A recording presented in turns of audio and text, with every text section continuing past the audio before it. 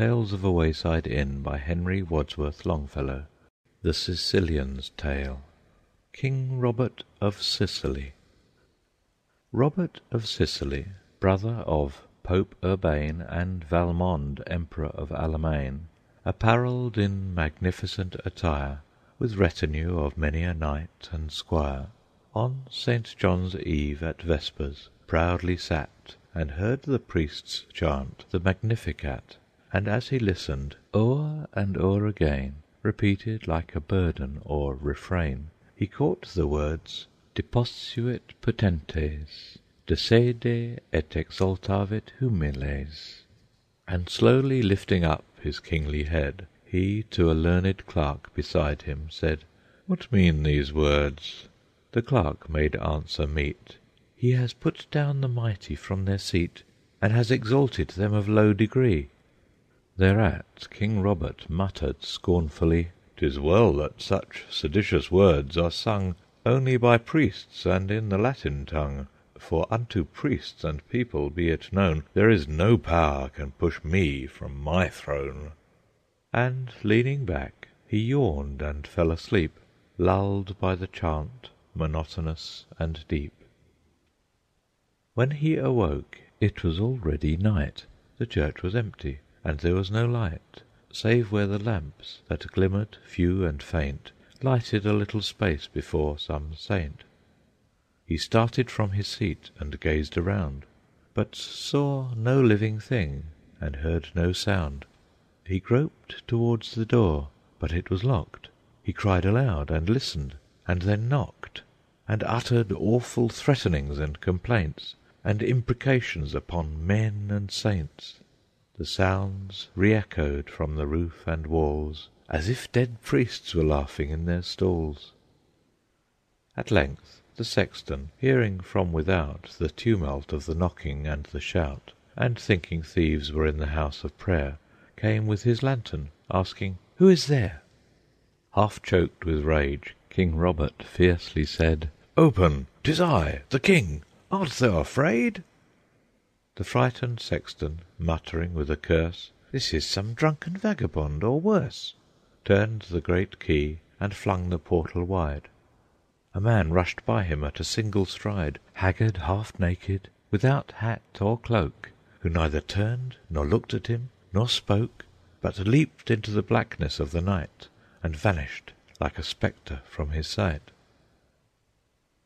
Robert of Sicily, brother of Pope Urbane and Valmond, Emperor of Allemaine, despoiled of his magnificent attire, bareheaded, breathless, and besprent with mire, with sense of wrong and outrage desperate, strode on and thundered at the palace gate, rushed through the courtyard, thrusting in his rage to right and left each seneschal and page, and hurried up the broad and sounding stair, his white face ghastly in the torches' glare. From hall to hall he passed with breathless speed, voices and cries he heard, but did not heed, until at last he reached the banquet room, blazing with light and breathing with perfume. There on the dais sat another king, wearing his robes, his crown, his signet ring, King Robert's self in features, form, and height, but all transfigured with angelic light. It was an angel, and his presence there with a divine effulgence filled the air, an exaltation piercing the disguise, though none the hidden angel recognize. A moment speechless, motionless, amazed, the throneless monarch on the angel gazed, who met his looks of anger and surprise with the divine compassion of his eyes. Then said, "Who art thou, and why comest thou here?" To which King Robert answered with a sneer, "I am the King, and come to claim my own from an impostor who usurps my throne." And suddenly at these audacious words up sprang the angry guests, and drew their swords. The angel answered with unruffled brow, "Nay, not the King, but the King's jester thou. Henceforth shalt wear the bells and scalloped cape, and for thy counsellor shalt lead an ape. Thou shalt obey my servants when they call, and wait upon my henchman in the hall." Deaf to King Robert's threats and cries and prayers, they thrust him from the hall and down the stairs.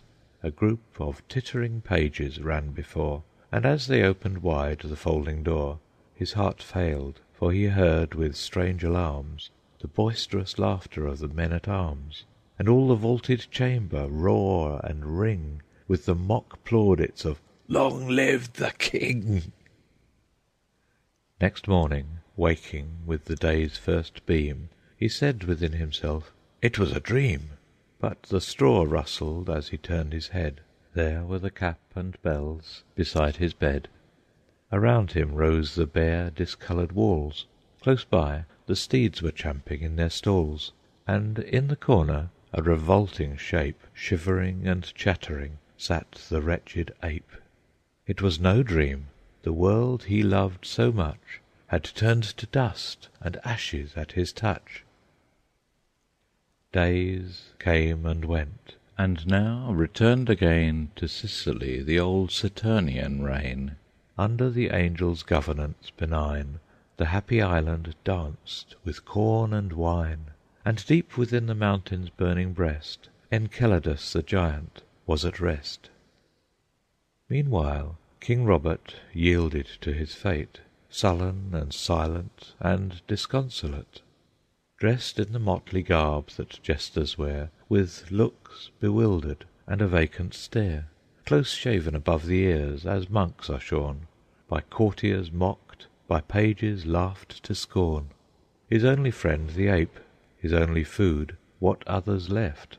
He still was unsubdued, and when the angel met him on his way, and half in earnest, half in jest, would say, sternly though tenderly, that he might feel the velvet scabbard held a sword of steel, "Art thou the King?" the passion of his woe burst from him in resistless overflow, and lifting high his forehead he would fling the haughty answer back, I am the King!" Almost 3 years were ended, when there came ambassadors of great repute and name from Valmond, Emperor of Allemaine, unto King Robert, saying that Pope Urbane by letter summoned them forthwith to come on Holy Thursday to his city of Rome. The angel with great joy received his guests, and gave them presents of embroidered vests, and velvet mantles with rich ermine lined, and rings and jewels of the rarest kind. Then he departed with them o'er the sea into the lovely land of Italy, whose loveliness was more resplendent made by the mere passing of that cavalcade, with plumes and cloaks and housings, and the stir of jewelled bridle and of golden spur. And lo, among the menials, in mock state, upon a piebald steed with shambling gait, his cloak of foxtails flapping in the wind, the solemn ape demurely perched behind, King Robert rode, making huge merriment in all the country towns through which they went. The Pope received them with great pomp and blare of bannered trumpets on St. Peter's Square, giving his benediction and embrace, fervent and full of apostolic grace. While with congratulations and with prayers he entertained the angel unawares, Robert the jester, bursting through the crowd, into their presence rushed and cried aloud, I am the King! Look and behold in me Robert your brother, King of Sicily. This man who wears my semblance to your eyes is an impostor in a king's disguise. Do you not know me? Does no voice within answer my cry and say we are akin? The Pope in silence, but with troubled mien, gazed at the angel's countenance serene. The Emperor laughing said, It is strange sport to keep a madman for thy fool at court. And the poor baffled jester in disgrace was hustled back among the populace. In solemn state the Holy Week went by, and Easter Sunday gleamed upon the sky. The presence of the angel with its light, before the sun rose, made the city bright, and with new fervour filled the hearts of men who felt that Christ indeed had risen again. Even the Jester on his bed of straw with haggard eyes the unwonted splendour saw. He felt within a power unfelt before, and, kneeling humbly on his chamber floor, he heard the rushing garments of the Lord sweep through the silent air, ascending heavenward.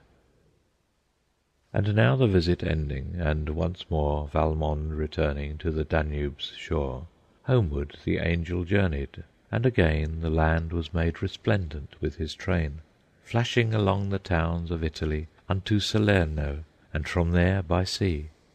And when once more within Palermo's wall, and seated on the throne in his great hall, he heard the Angelus from convent towers, as if the better world conversed with ours. He beckoned to King Robert to draw nigher, and with a gesture bade the rest retire.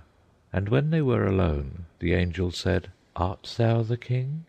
Then, bowing down his head, King Robert crossed both hands upon his breast, and meekly answered him, "Thou knowest best. My sins as scarlet are. Let me go hence, and in some cloister's school of penitence, across those stones that pave the way to heaven, walk barefoot, till my guilty soul is shriven." The angel smiled, and from his radiant face a holy light illumined all the place, and through the open window, loud and clear, they heard the monks chant in the chapel near. Above the stir and tumult of the street, He has put down the mighty from their seat, and has exalted them of low degree. And through the chant a second melody rose, like the throbbing of a single string. I am an angel, and thou art the king.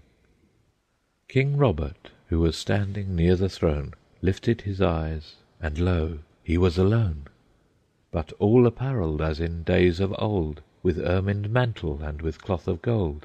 And when his courtiers came, they found him there, kneeling upon the floor, absorbed in silent prayer. Interlude. And then the blue-eyed Norseman told a saga of the days of old.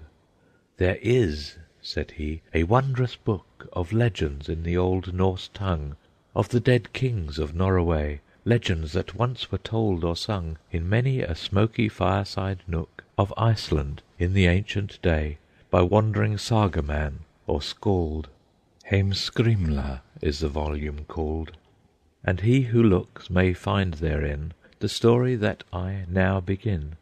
And in each pause the story made, upon his violin he played, as an appropriate interlude, fragments of old Norwegian tunes that bound in one the separate runes, and held the mind in perfect mood, entwining and encircling all the strange and antiquated rhymes with melodies of olden times, as over some half-ruined wall, disjointed and about to fall, fresh woodbines climb and interlace, and keep the loosened stones in place.